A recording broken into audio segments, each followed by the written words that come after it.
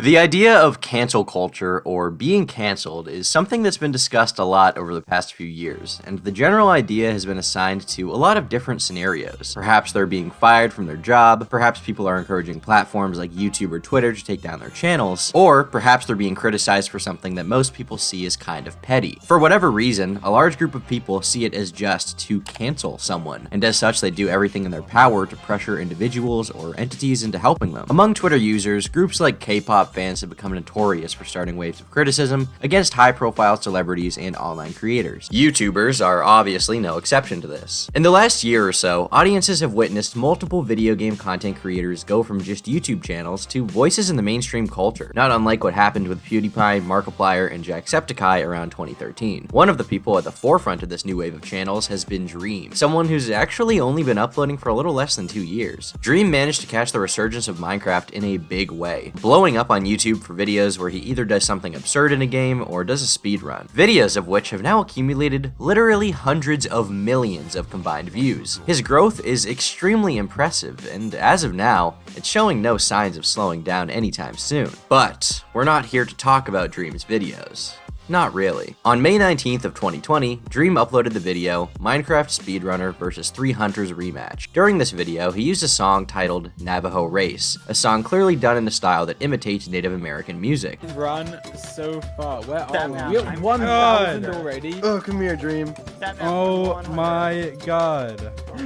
Jump Guys, on the cards. leave me be! Don't let him get away. While his use of it was pretty innocuous, one Twitter user was critical of it and decided to make a tweet about it. Hi everyone, I wanted to talk about this thing I saw in one of Dream's past Manhunt videos. In the video, Minecraft Speedrunner vs 3 Hunters Rematch, Dream used a specific soundtrack called Navajo Race. Our ceremony songs are sacred to our culture. To put them in a song that's supposed to be some type of Indiana Jones music is disrespectful. The response to this tweet from most people was to say that they didn't see what Dream did as particularly bad, and that this person is being offended by something that they really don't need to give a shit about. Now, she has every right to feel offended. However, this attitude that you're not allowed to do this one thing because it's part of another culture, I personally think it's idiotic. This reminds me of that whole white women are not allowed to wear dreadlocks or curl their hair or whatever because it's disrespectful towards black women. Or, you know, non-natives can't wear headdresses. Okay, well, not everyone has the same belief as you. We're not in 2016, 2017 anymore. The radical SJW, like, meme or whatever, it's all dead now, alright? Nobody cares. Nobody cares about this post. All the people liking and retweeting this post are not actual Dream stans. The Dream should not be worried about this at all. I'm willing to bet that most of my audience already agrees that this person's criticism is really petty and unnecessary. Dream obviously wasn't intentionally using the song in a disrespectful way, and I find it hard to see the merit in chastising people for using something inspired by a culture you take part in, when what they're doing isn't particularly damaging or harmful in any way. Despite this, Dream's response was to say, "Won't use it again, was unaware and was just looking for fitting music as always. Thank you for telling me." So he backs down and decided not to use music like this in the future. It's not that crazy, YouTubers do it all the time. What's more interesting about this entire thing is a take that Dream had in August of last year on a very similar issue. While playing Minecraft on stream, Dream did a war cry with a few other players. Viva la resistance! Let's go!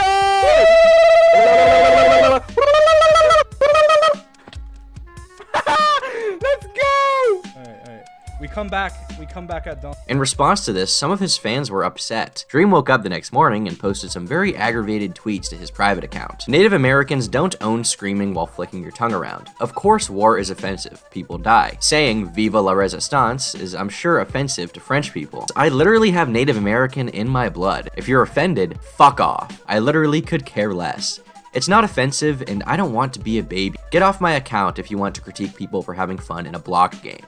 It's not education. War cries are across every race, sexual orientation, and creed. SpongeBob isn't any less offensive. Sometimes people need to recognize that not everything that they see on the internet is true. Educate yourselves. Obviously, when comparing these two responses, we're looking at polar opposite opinions here. One seems to be benign and happy to oblige, while the other is annoyed and believes the people criticizing him are uninformed idiots. Seeing these side by side, I think people are bound to call Dream a hypocrite, but I don't actually see this as the case. Shortly after the private account tweets were posted, Dream responded on stream talking about what had happened and how he felt bad for responding in such a manner. I woke up and the first thing I see is people messaging me telling me to kill myself and that I'm a horrible person, I'm a racist, and all this stuff from us yesterday during the war stream, doing a war cry whenever somebody donated to me and said, do a war cry. And then I did a war cry, and then so did Sapnap and George. And so the first thing that I woke up to was that, essentially, and that's not something fun to wake up to. And I got upset, and I tweeted out, like, if you're offended, F off, or something like that. And obviously that's not to the people that are offended by me doing a war cry. There was a tweet about it that is fine. It was respectful. People were being respectful about it and saying, oh, like, they're offended and that it's appropriating Native American culture and stuff like that.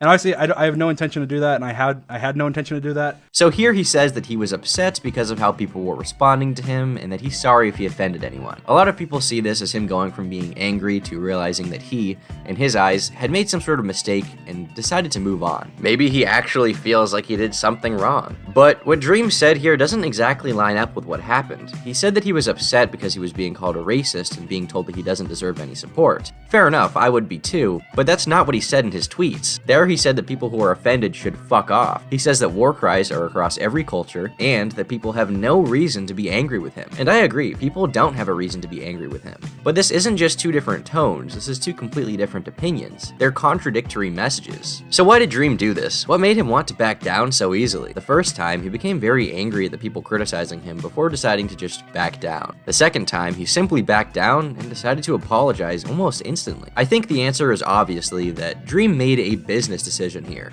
I was referencing, and I think that both Sapnap and George, when I asked them, they thought the same exact thing. SpongeBob, when SpongeBob goes victory screech, and other times did other stuff like that. And so people got offended by that. Again, I'm sorry, I didn't mean to offend anybody, and had I not woken up to people calling me a racist and that I don't deserve support and all stuff like that, I probably would have just replied to that original tweet and said, hey, I'm sorry for, offending you. I didn't mean to.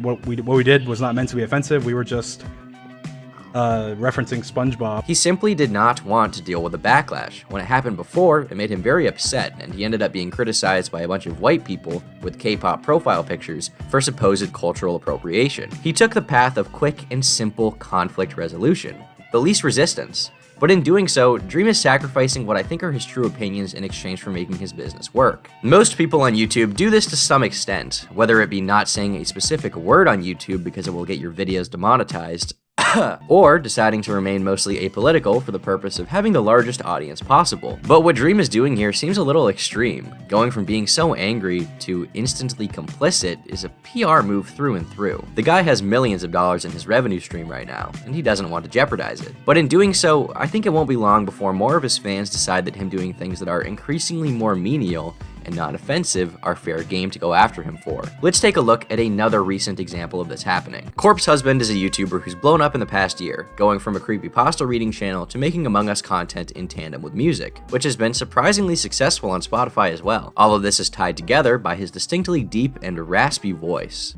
Yo, Corpse, what's going on? Hello, friend. Wow. What? Kicks like Kuno. Wait, what?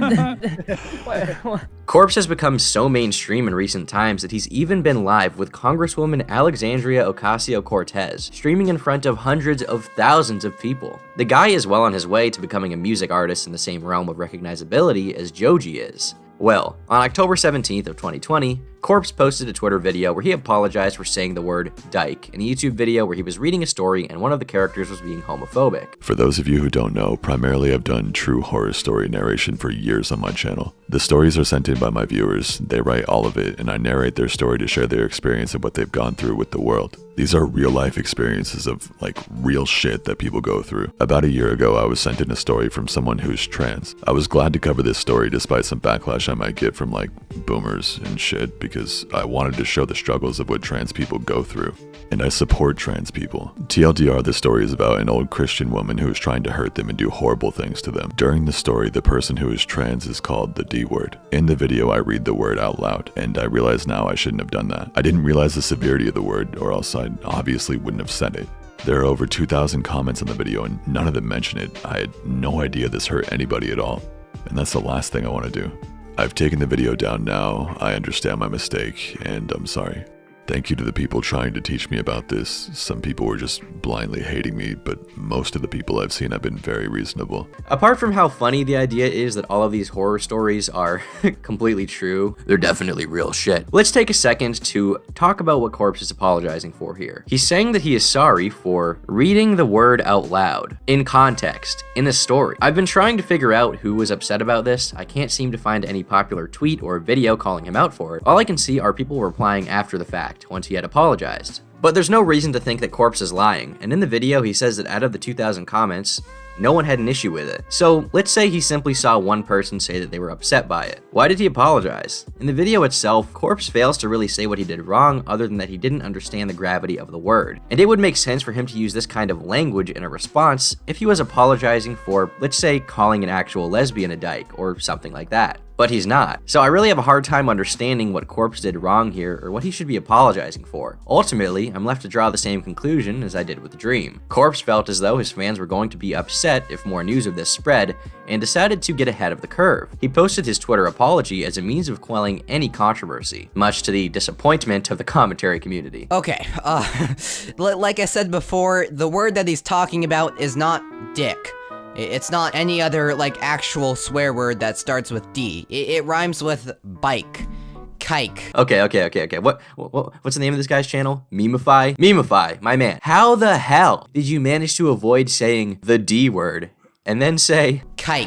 And then you replace that with a D. Again, I don't know if I can say it. I mean, Jesus, dude, what the fuck? What the fuck happened? I guess I know what's going on in the Roblox community these days. But by making business moves in such a manner, what Corpse is doing here is backing away from his ability to say basically anything that could be seen as offensive to anyone. Like it or not, anything you do online is bound to offend someone, and it's something you just have to accept. You're never going to be able to make everyone happy all of the time, and by giving into anyone and everyone, you pour water directly on that slippery slope. Before long, saying things like idiot and moron are going to be off limits, and I have full faith that people like Dream and Corpse would pretty quickly apologize if someone called them out for saying those exact words. It's just kind of sad and unnecessary, but not everyone reacts like they do. Fitz is a gaming YouTuber who you likely know from his channel or from his collaborative business venture, The Misfits. Fitz and his pals blew up a few years ago on YouTube doing Let's Play videos on games like Fortnite and Counter-Strike. If you watch any video game content on YouTube, it's likely that you've at least heard of him. This is my face. I hope you're not too disappointed.